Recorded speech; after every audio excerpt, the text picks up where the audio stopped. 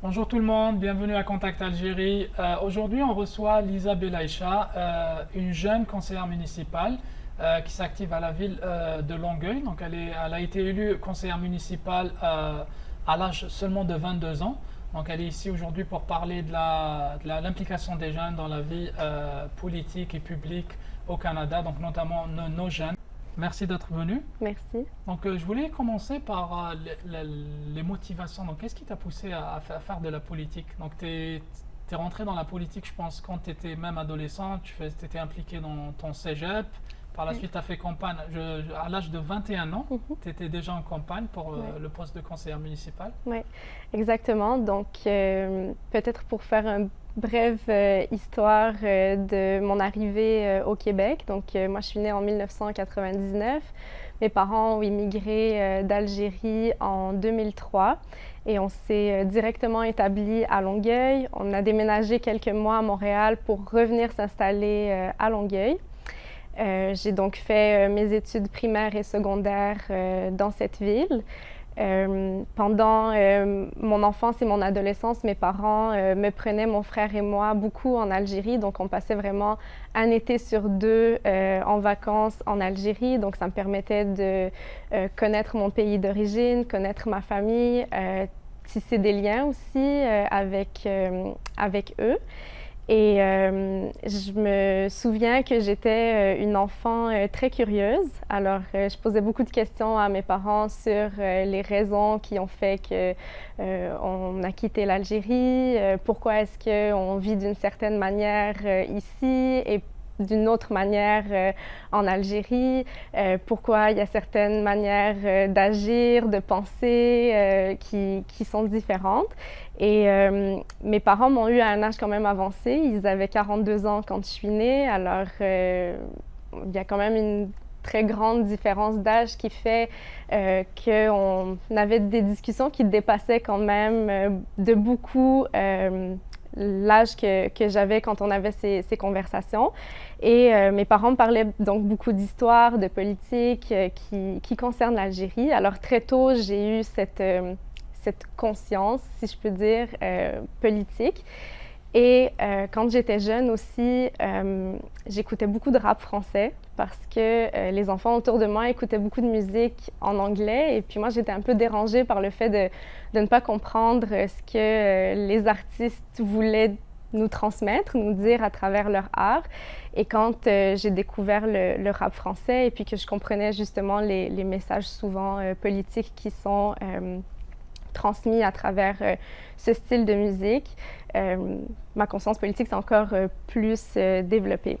Et quand j'étais au secondaire, il y avait un projet d'une ancienne enseignante qui est revenue à l'école pour un peu nous aider à réaliser notre rêve.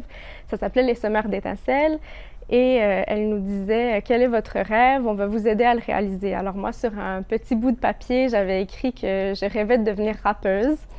Et je mets le papier dans la boîte et puis moi, je m'attends à ce qu'il m'aide à réaliser mon rêve. Donc, à travers différents entretiens avec des enseignants à l'école, je me retrouve dans une maison de jeunes qui était juste à côté de mon école secondaire, qui s'appelle la Maison quelque part. Et c'est une super maison de jeunes, je devrais dire, parce que non seulement ils donnent ils offrent en fait des activités gratuitement à des jeunes qui sont à la fois âgés entre 12 et 18 ans, mais il y a aussi un volet pour les enfants de 6 à 11 ans, pardon. Et donc, j'ai découvert un endroit où je pouvais m'impliquer socialement, si je peux dire, parce que donc il luttait contre le décrochage scolaire chez les jeunes, contre la violence chez les jeunes, mais aussi contre l'exploitation sexuelle des mineurs, qui est un enjeu extrêmement important à Longueuil et dans la grande région métropolitaine et ailleurs. Donc, c'est un peu là que j'ai découvert qu'on pouvait s'impliquer en étant jeune. Et très vite, je m'étais présentée pour être représentante des jeunes sur le conseil d'administration. Donc, je devais avoir à peu près 14-15 ans à ce moment-là. Et jusqu'à mes 20 ans, j'ai siégé sur le conseil d'administration et j'ai même présidé le conseil d'administration pour ensuite donc m'engager dans la vie politique active. C'est quoi le travail d'une conseillère municipale? Donc, le palier municipal au Canada, ça veut dire quoi? Ouais. Donc, au Canada, il y a 3 paliers de gouvernement. Donc, bien sûr, le fédéral, le provincial et le municipal. Et le palier municipal, un élu municipal, sa principale fonction, on dira que c'est de siéger au conseil municipal. Donc, une fois par mois, il y a des séances publiques de conseils municipaux. Et les élus ont la responsabilité de voter, que ce soit des règlements, des politiques ou de voter sur des projets qui vont toucher la ville. Et parmi les sujets sur lesquels on a à se prononcer, il y en a vraiment beaucoup, mais je vais en nommer quelques-uns. Donc, il y a d'abord l'aménagement du territoire, tout ce qui touche la circulation, le transport, les finances de la ville. Donc ça, c'est vraiment plus pour le volet très politique administratif, mais un conseiller ou une conseillère municipale a la responsabilité aussi d'être très en contact avec les citoyens. Donc, contrairement à d'autres paliers de gouvernement, les élus municipaux peuvent et sont directement contactés par les personnes qui sont dans leurs districts électoraux. Donc, ils peuvent nous contacter parce qu'ils ont des questions qui relèvent de la ville, mais ils peuvent aussi nous contacter s'ils ont besoin d'aide dans des situations qui concernent la ville. Donc, s'ils ont des aménagements à faire sur leur propre terrain ou qu'ils ont besoin ou qu'ils ont des idées pour changer, par exemple, un parc ou l'aménagement d'une rue pour la rendre plus sécuritaire, ils peuvent contacter leurs élus municipaux et les élus municipaux peuvent les aider à faire cheminer, en fait, leurs besoins dans l'administration municipale. Excellent. Et est-ce que toi, tu as des dossiers? Je pense que tu travailles sur les dossiers de la jeunesse. Oui. Donc, les principaux dossiers sur lesquels je travaille, c'est la jeunesse, l'habitation et l'environnement. En matière d'environnement, au niveau de la ville de Longueuil, on a quand même été très proactifs dans les dernières années. On a présenté un plan de protection et de conservation des milieux naturels. Donc, on s'engage à protéger 21 % de notre territoire à perpétuité. Et je dois dire que dans les dernières années, une des principales raisons qui m'a intéressée à la politique municipale, c'est entre autres la protection de l'environnement, parce que dans le quartier où j'habite, malheureusement, j'ai vu dans les dernières années un boisé naturel être rasé pour qu'il y ait de la construction immobilière. Donc, j'ai pu voir l'impact direct, en fait, de certaines politiques.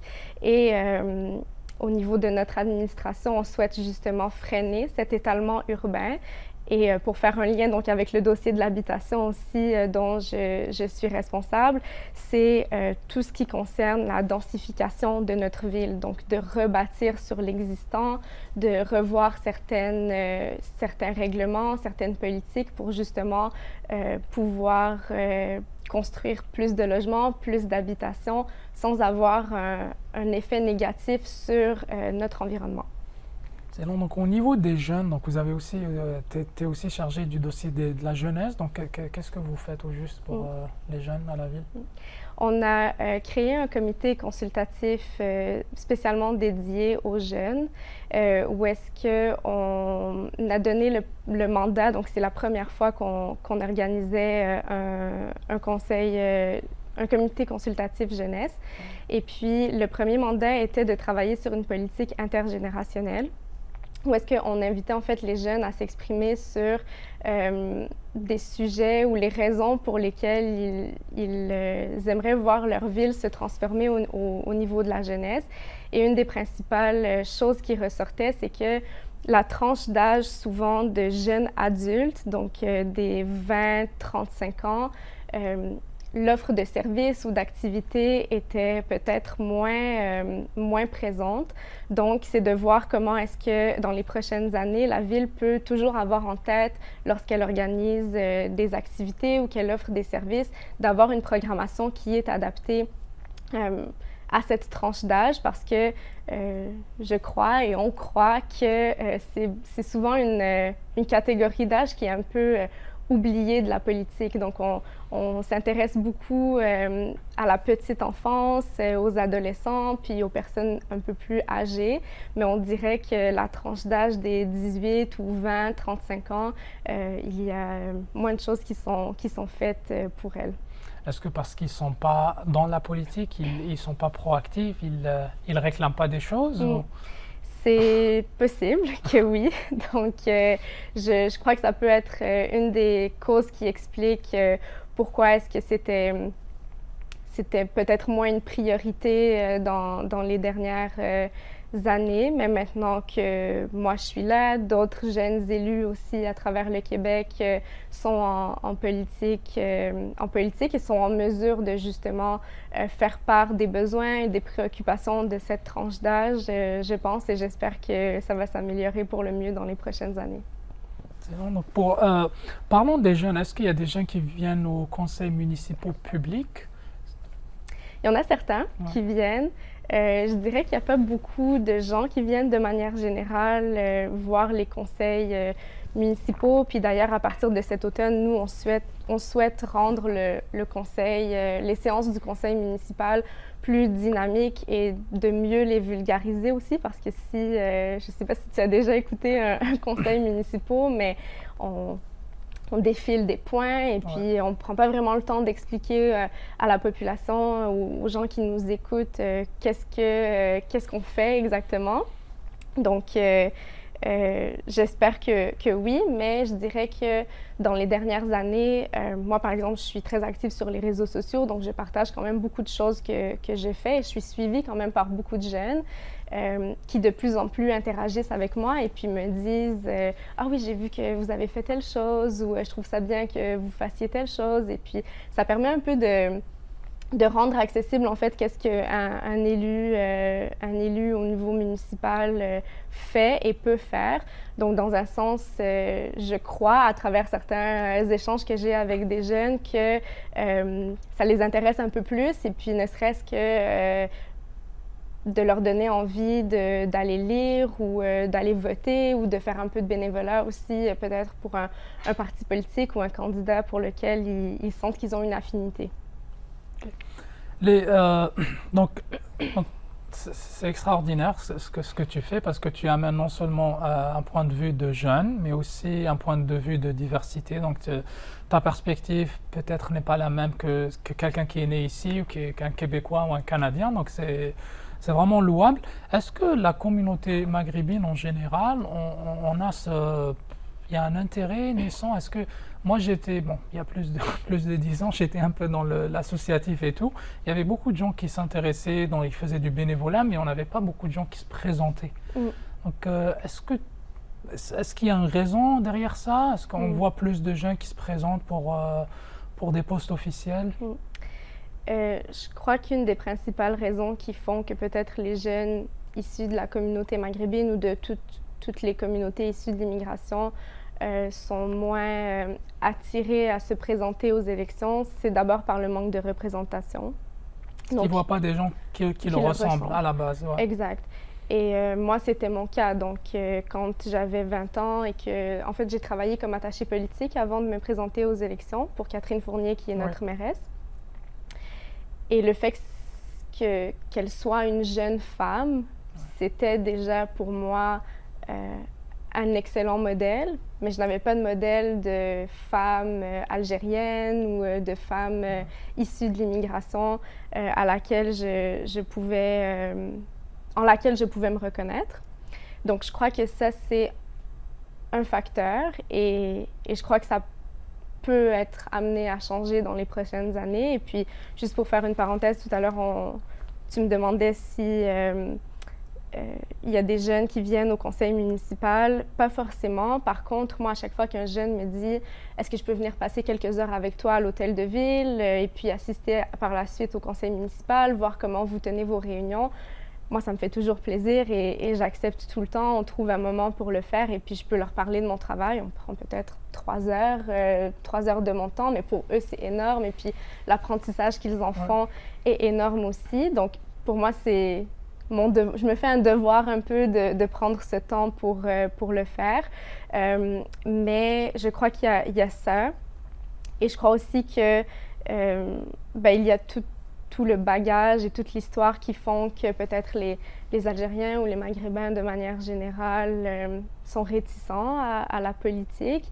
Et c'est tout à fait compréhensible dans le sens où plusieurs ont vécu des traumatismes, que ce soit eux-mêmes, des membres de leur famille ou les traumatismes générationnels, c'est une réalité.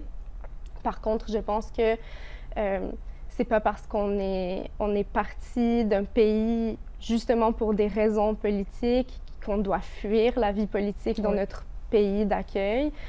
Moi, je crois que ce serait vraiment une erreur de le faire parce que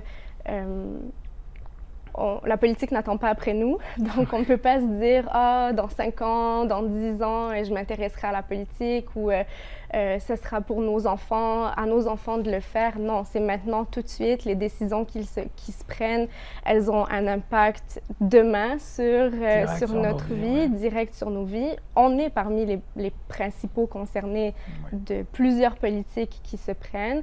Donc, moi, je crois que ce serait vraiment une erreur de dire en fait, on n'a pas ce luxe ni ce privilège de se dire que la politique ne doit pas nous intéresser. Ouais. Parce que sinon, on tombe dans le fatalisme, on est fataliste, donc les choses se font, mais on se voit comme dépossédé d'un pouvoir qu'on a. Exact. On peut exercer ce pouvoir, et il suffit juste de...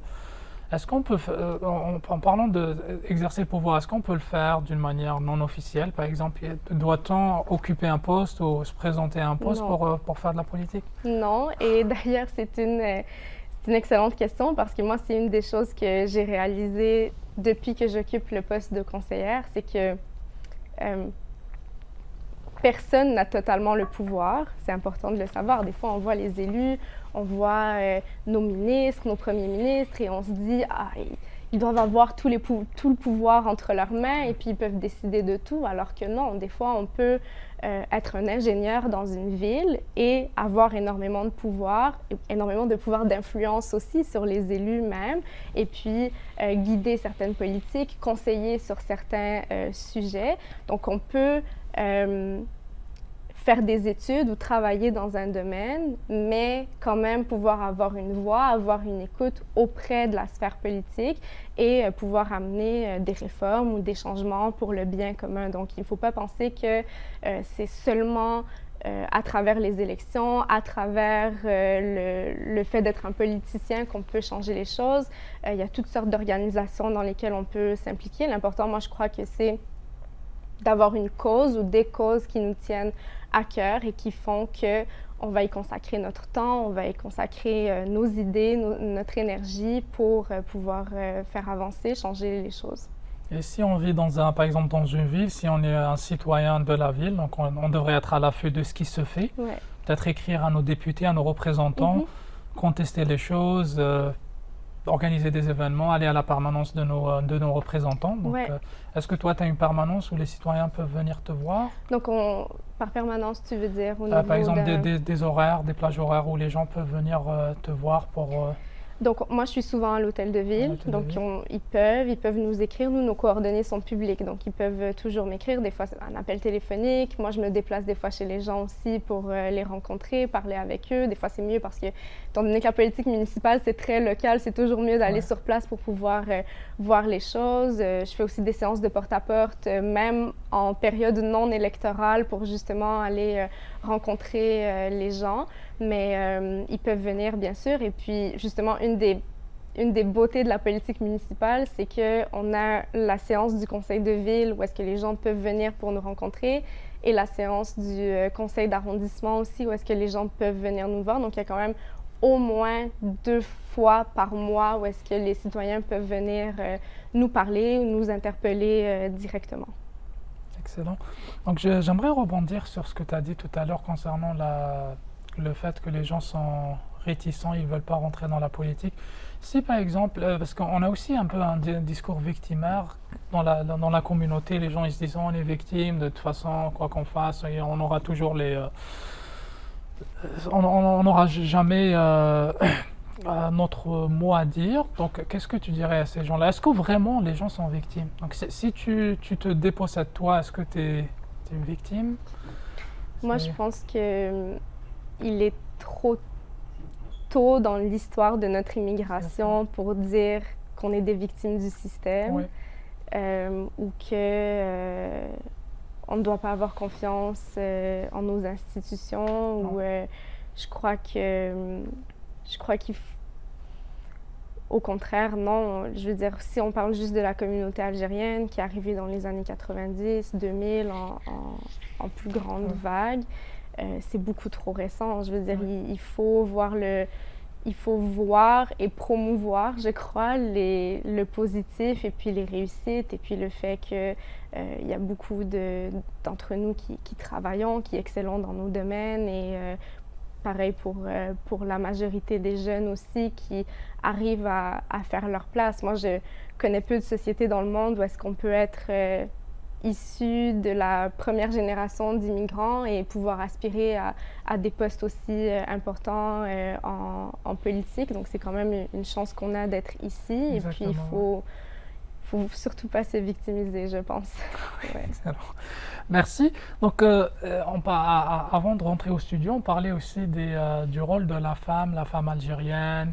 Là, je vais utiliser un anglicisme, empowerment des femmes. Donc, tu avais des points que tu voulais ramener concernant les femmes. Donc, je te donne la parole. Oui, ben, en fait, c'est une chose que je réalise avec le temps. Donc, plus on vieillit, plus on réalise beaucoup de choses. Mais du haut de mes 24 ans, je dirais que je réalise à quel point j'ai quand même eu la chance d'avoir des parents qui m'ont fait confiance et qui me permettaient de faire quand même beaucoup de choses et de vivre des expériences qui ont été très formatrices pour moi. Donc, quand j'étais adolescente, j'ai eu l'opportunité à quelques reprises d'aller à Ottawa, d'aller à Québec pour vivre des simulations parlementaires.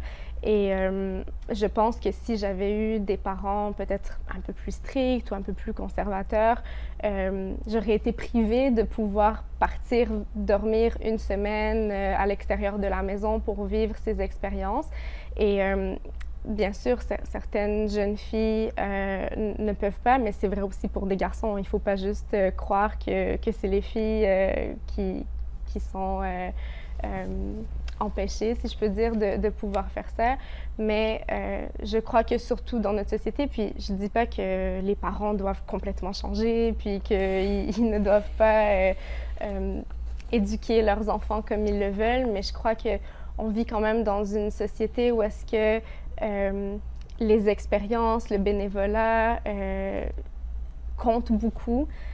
Contrairement à ce qu'on pourrait penser que seulement parce qu'on fait des études, on pourra accéder à des postes importants ou à avoir un bon travail. Non, je crois que c'est aussi important de pouvoir avoir l'occasion et l'opportunité de s'impliquer. Donc moi, je le réalise avec le temps. Quand j'étais adolescente et que j'étais impliquée aussi quand j'étais à l'école, je me réveillais très tôt le matin parce que les réunions du conseil d'administration étaient à 7 heures le matin. Alors, je prenais le premier bus de chez moi pour me rendre là-bas. Des fois, il faisait encore nuit l'hiver pour y aller. Mais il faut quand même établir cette confiance entre les jeunes et les parents pour que les jeunes puissent s'épanouir dans ce qu'ils aiment. Et c'est de plus en plus un sujet d'actualité, malheureusement, entre autres à Montréal, où est-ce qu'on voit qu'il y a beaucoup de jeunes de la communauté algérienne qui sont malheureusement victimes de différents drames. Et peut-être que ça serait le temps de plus en plus, puis il y a énormément d'intervenants jeunesse aussi qui le disent, des intervenants de la communauté algérienne, qui disent que les parents doivent renouer avec leurs jeunes, établir des liens de confiance, établir aussi des dialogues pour que justement les jeunes s'émancipent en fait et s'adapter à la culture d'ici parce que c'est une autre génération, donc il y a un conflit générationnel qui est en train de s'opérer, mais ce que tu as dit, ça va permettre d'ouvrir le dialogue justement et éventuellement d'ouvrir des voies à des jeunes pour pouvoir faire les choses. Donc, comme tu disais, donc, il y a la vie de l'école, il y a la vraie vie. Donc, tout ce que tu as fait, ça t'a permis de rentrer dans la vraie vie, de te préparer au poste et aux défis que tu as relevés et que tu relèves toujours. Donc, si les gens veulent te suivre ou te poser des questions, s'il y a des jeunes qui veulent rentrer en politique et qui aimeraient avoir des conseils, où est-ce que les gens peuvent te trouver? Alors, j'ai une page Facebook personnelle et professionnelle, donc Lisa Belaïcha, et je suis aussi très active sur Instagram où est-ce que je publie quotidiennement des choses sur mon travail, mais aussi ma vie personnelle. Lisa Belaïcha, merci beaucoup. Merci. Merci, mesdames et messieurs, de nous avoir suivis et on vous dit à la prochaine fois. Merci. Moi, ce qui me motive à me lancer en politique, c'est bien sûr parce que j'aime la ville de Longueuil. J'ai passé ma vie ici et c'est en m'impliquant en politique active que je pense pouvoir répondre à des enjeux actuels, pouvoir améliorer la situation de la ville de Longueuil pour l'avenir. Moi, mon plus grand rêve pour Longueuil, c'est de voir la ville se transformer dans les prochaines années. Je souhaite que la ville de Longueuil soit une ville où il y a des endroits pour se divertir à proximité, qu'il y ait des services pour tous les genres de citoyens.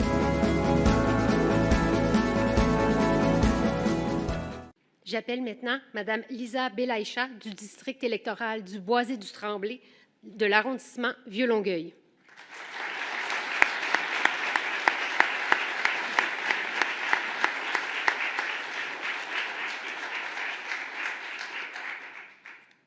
Bonjour.